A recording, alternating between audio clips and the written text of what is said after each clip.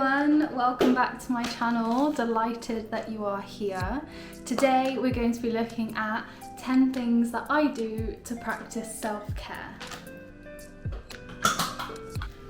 Okay, so I've made a list of 10 core things that I really try and do to look after myself, look after my well-being, physical, mental, emotional, all of that jazz. And then I've got a couple of little bonus things as well that didn't quite make it into the main top 10 list. First up is my skincare routine. Now these are not in any particular order. I'm not saying that your skincare routine is number one thing for self-care, but when I was thinking about, okay, what do I do that helps me feel good, having a good skincare routine. This will look different for everyone, but I found something that works for me and my skin has sort of never been better. So I will show you what I use. Moving from the UK to Cyprus, it was a big change in sort of what brands and what skincare products I had available. But I've realised over time that the pharmacies here actually have really good skincare brands in stock. So I've tested and trialled a few brands that I've been able to access since moving to Cyprus, and this is what I'm currently using.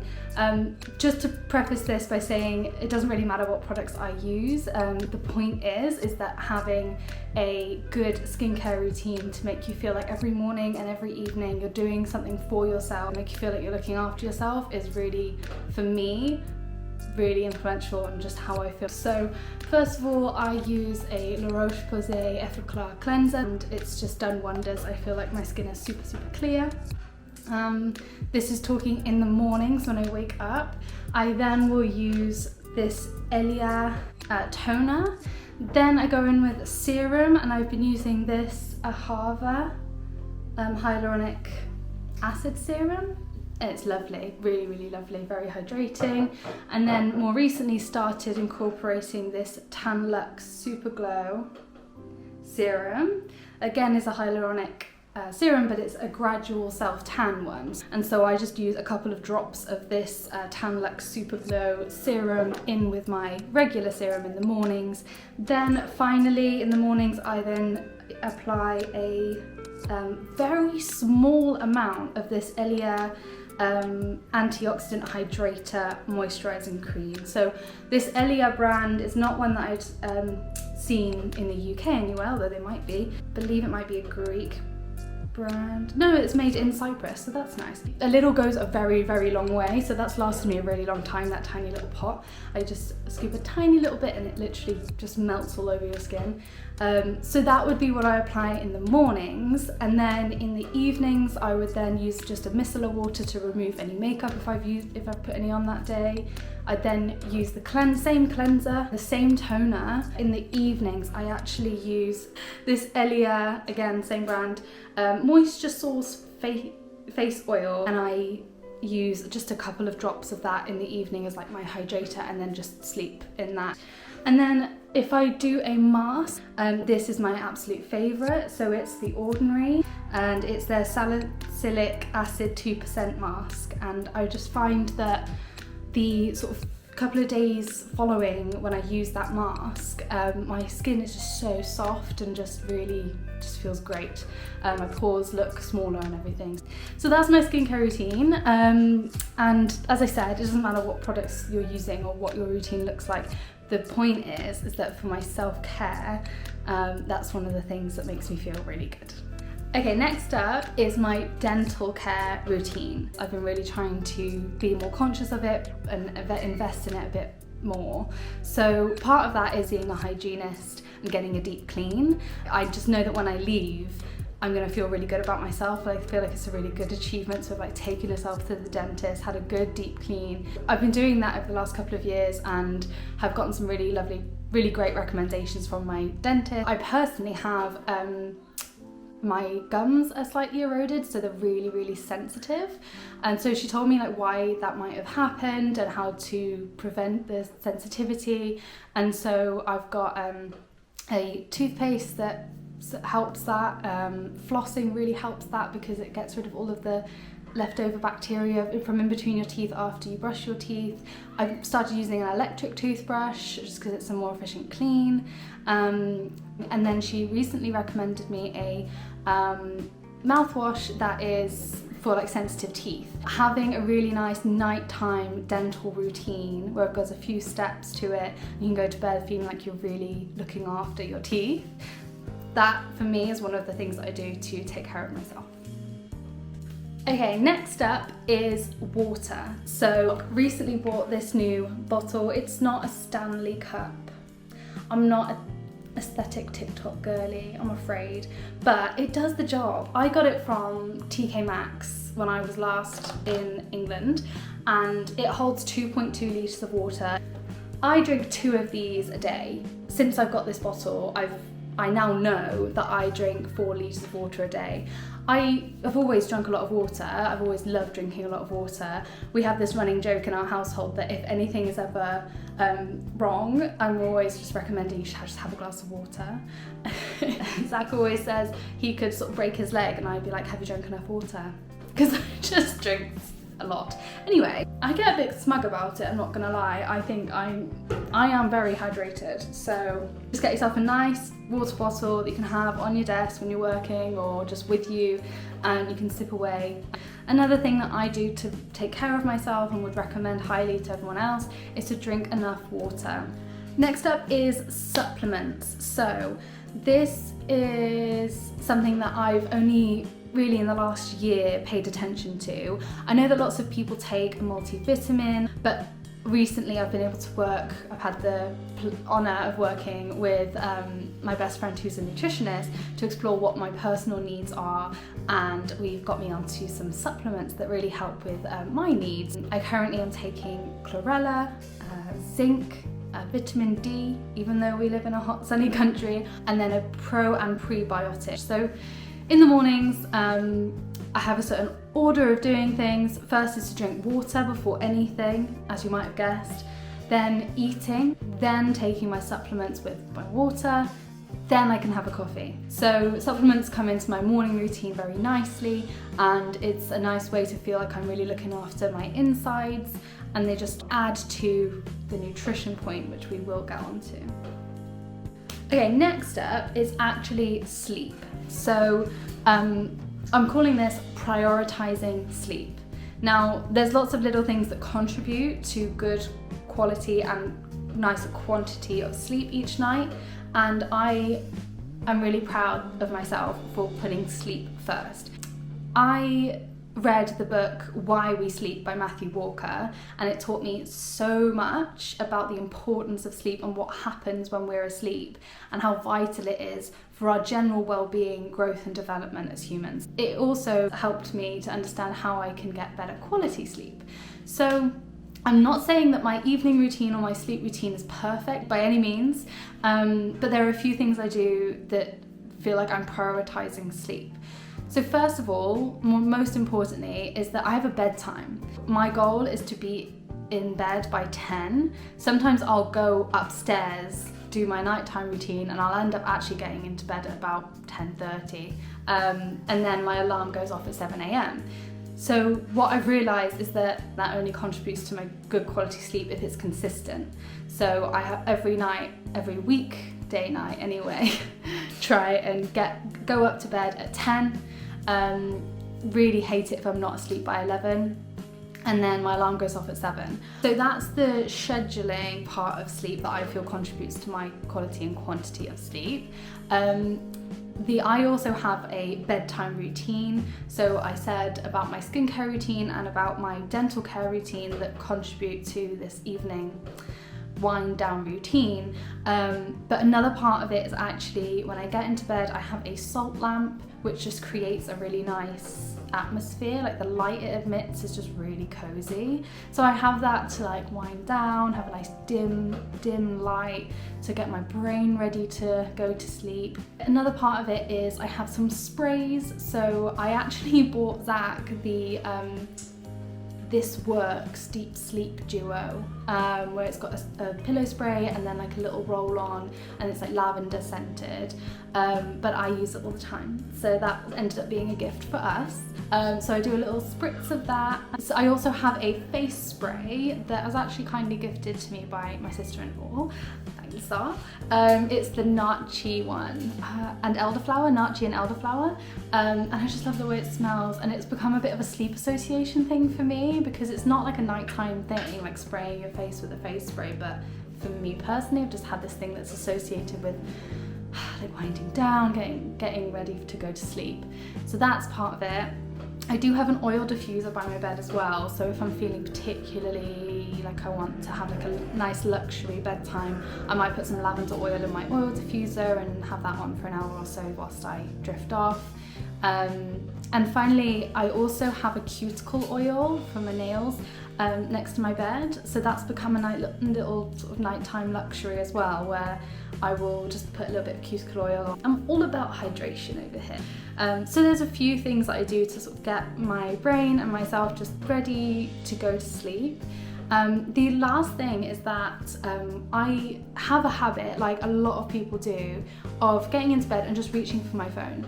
To just have a scroll through before you go to sleep. Now that's probably one of the worst things that we can do to prepare for a good night's sleep, because it's just filling your brain with information, and the blue light of the screen, even if you have the night light mode on, is telling your brain that you should be awake. So it's not the best thing to do.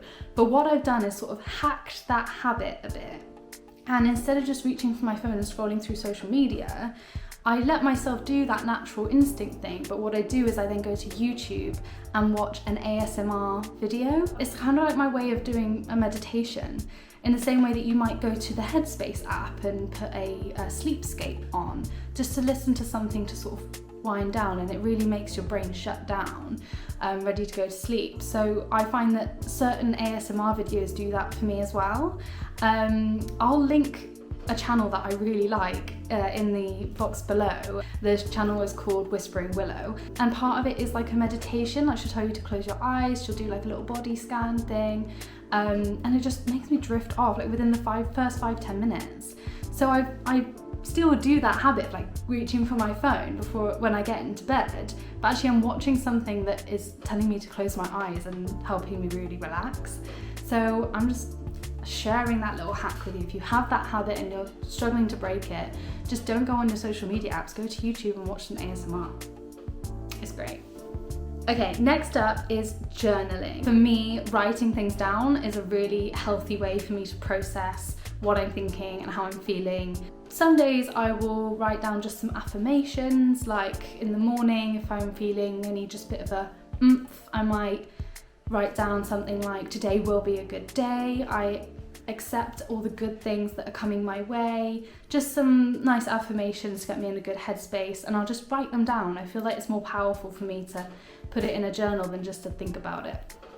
Sometimes I'll use it to track if I've been doing my healthy habits, so if I've drunk enough water, had some fruit, vegetables, exercised, whatever. It's just to remind myself, yeah, I have looked after myself today. And then sometimes I'll use my journal to get a bit deep and to actually sort of self-therapize a bit. And my journal prompts will be, I don't know, things like, why is X a barrier for me? Or why do I feel resilient to Y?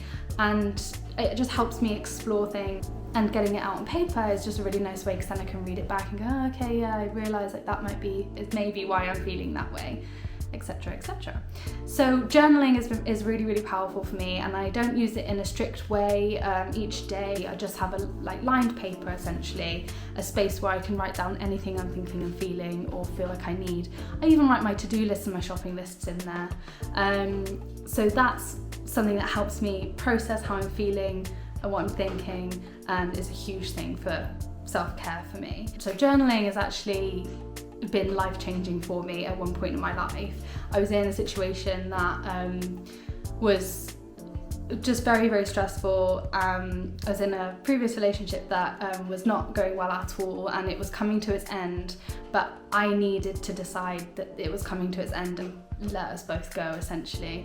And if I hadn't been journaling about it and writing down how I'm feeling and what I want out of life and how this relationship was serving me and how it was draining me, and what I really wanted out of like a long-term, like forever relationship, and realizing things essentially through journaling, I don't think I'd have come to that conclusion and made that decision that was really, really pivotal to leave that relationship. So that's a bit of vulnerability for you there, but it's just an example of how journaling has been super, super powerful for me in terms of the way that I process things and take care of myself. Okay, so next up is leaning in to what feels good. Go where feels good, I think is what Zara told me. It's just been great to remind myself of that, because we have our jobs, we have our friends, our family, our day-to-day things, our responsibilities, you know. I think it's really important for us to have something that we can lean into that just feels good. Something doesn't have to be creative. People always talk about have a creative outlet, and for me that rings true, but for others that might not at all. But just finding something that is nothing to do with your job or your relationships with people around you, but it's just for you. In Grace Beverley's book, Working Hard, Hardly Working, she talks about flow, and that state that you get into where the time just flies by because you're so zoned into what you're doing, and it just comes out of you naturally. If you can find something that makes you feel that way, lean into it. I know that we all have limited time, like day to day, but if you can carve out some time to spend on that passion project, that thing that makes you feel like you're in flow, then try and do that. So for me, recently, I've found video editing has been so cool. I just love it. The time flies. The other night I was editing my last YouTube video, and Zach goes, "Oh, it's only 8:30," and then it felt like a minute went by because I was editing, and it was 10 p.m. I was like, oh my goodness, like I need to go to bed. And it really felt like a second, but it was an hour and a half because I was video editing, and I just fall into it. I get lost in it. I just love it. I just enjoy it. So I'm leaning into that. I'm making more videos. I'm just going with it. Find something like that and lean into it. Okay, next up is decluttering our space. Now, you may have guessed from the last video that I really like cleaning and tidying, organizing, decluttering. I love that stuff. I love getting to the weekend, and usually on a Friday evening in my journal, I'll write a list of the things that I know need to be done around the house. And I know there's a lot of discourse at the moment about that being like mental load and how it shouldn't be on one person in the house. So I just address that and say that Zach does loads in terms of like noticing when things just need to be done. He's like the fixer, and I make things like look and smell nice. Like fix things that break. Like, that's not my territory, but I will make the room look how it should look. Anyway, long story short, I really love decluttering and cleaning and tidying my space that I'm in. I just love each day doing a little thing to make the house, make our space decluttered, clean and tidy, because it just makes my mind feel decluttered, clean and tidy. And I know that a lot of people will relate. The people who relate to this probably, follow Mrs. Hinch. It's probably something that I've inherited from my mother. She's a declutter, tidy and clean queen. So I saw it around me when I was younger, and it's now how I run my household. The point is that I feel like it does contribute to my well-being, because if I have an untidy, unclean space, I'm just not going to be able to apply myself at work or in my relationships. Because I'm not going to be relaxed, it's just going to feel stressful. So yeah, if you're feeling a little bit overwhelmed and there's something that you don't know how to progress, you don't know how to address, maybe just like step back, take a look at the environment around you, give it a good clean and tidy, just maybe one room at a time. I feel like it really helps me.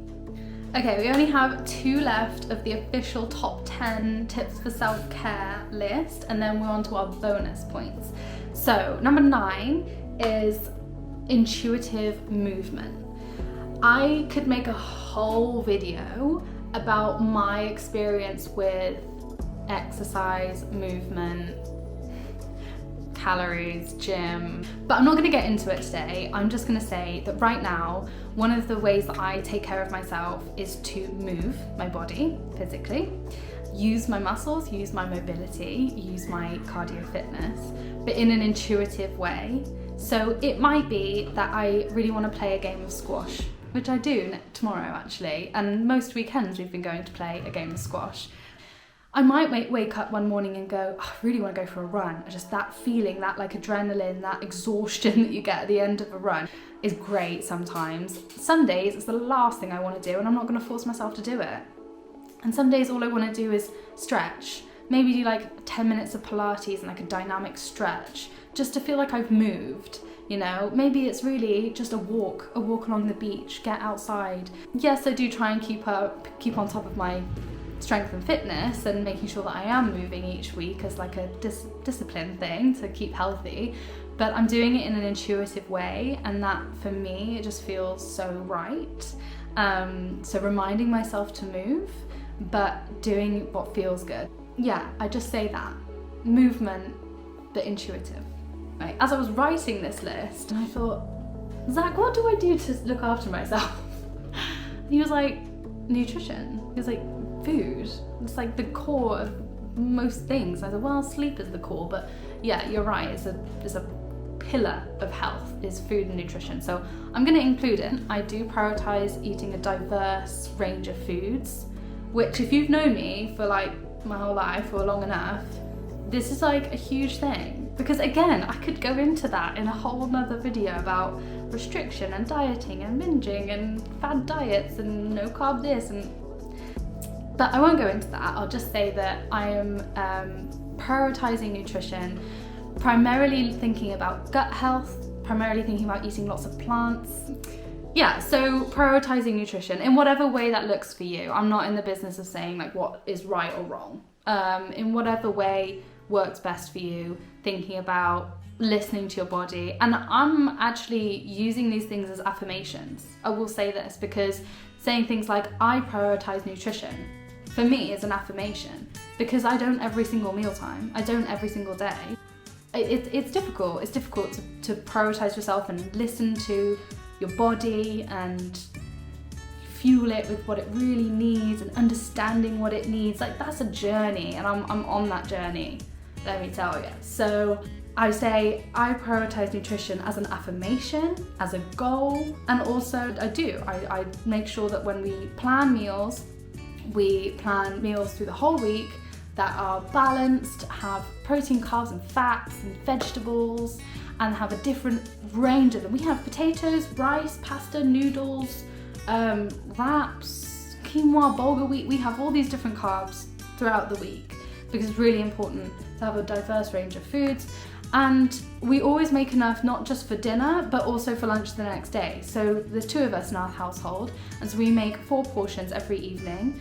And so the next day for lunch, we know we've got ready-made, balanced, nutritious meal in the fridge, ready to warm up for lunch the next day. And working from home is perfect. So it's meal prep, but not chicken, broccoli and rice on a Sunday for 7 days time. No. It's meal prep because the night before you made a lovely dinner and now you've got the rest for lunch the next day.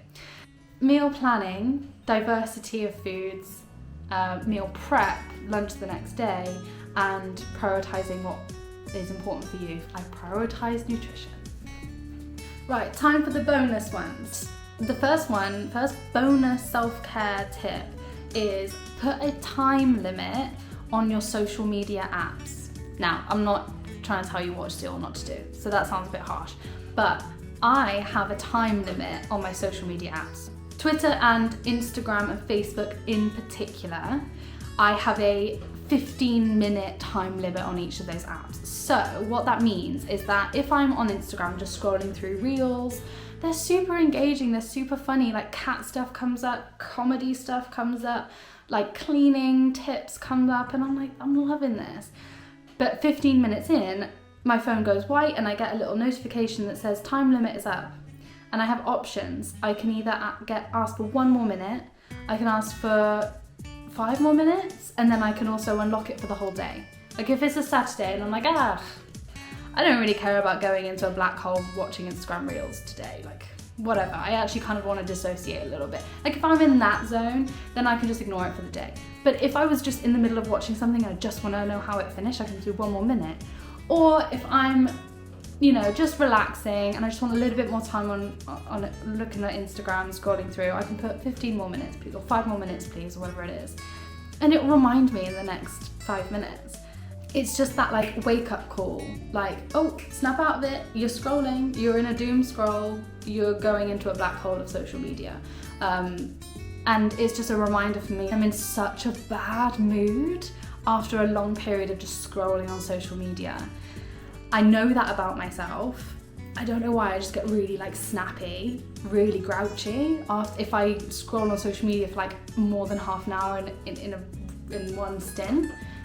So it helps me avoid that. It's a nice reminder, like, you do know you've been scrolling for 15 minutes, right? And I can be like, yeah, I know that, I want to keep going. Or I can be like, ooh, okay, yeah, I should get up and, you know, do something a bit healthier for myself. So that's been really, really helpful. So yeah, that's one of the bonus points, is putting a time limit in my settings on my phone on the social media apps. Okay, last bonus one, I have started just getting my nails done. Coming back from our trip to Dubai, South Africa and Zimbabwe, I came home and I had a big fat sparkly ring on my finger. So I would constantly be looking at my hands, obviously. And I'd be working away and then the sun would shine and I'd be like, sparkly. And my fingernails were short, broken, brittle, just not nice to look at. And so I thought I'm doing a disservice to the ring. I thought I'm just gonna go get my nails done. And then I recently, this morning, got them done again. And then little daisies on them because we're bringing in spring. We're coming into like Easter time. A little treat, essentially, a little like monthly treat to feel like you're not just looking after yourself, but sort of going that extra little making yourself feel good. So for me, it's getting my nails done. So that's the final bonus point. What is the point? Find something small that you can do to make yourself feel beautiful, feel handsome, feel pretty. Treat yourself, essentially. Treat yourself. That's the last point, is treat yourself. Okay, so quick run through. Skincare routine, dental care routine, taking my supplements, drinking lots of water, prioritizing sleep, journaling, leaning into what feels good, decluttering the space around me, intuitive movement, prioritizing nutrition, and then time limit on social media and treat yourself. So that's it. That's my top 10/12 things that I do to practice self-care. It might not work for everyone. I might not stay on top of all of these things all the time, but I know that if I come back to them and prioritize them, then I will feel good because I know that they work for me in terms of taking care of myself. So let me know what you do to take care of yourself. Please put a comment below on how you practice self-care, and I will see you in the next video.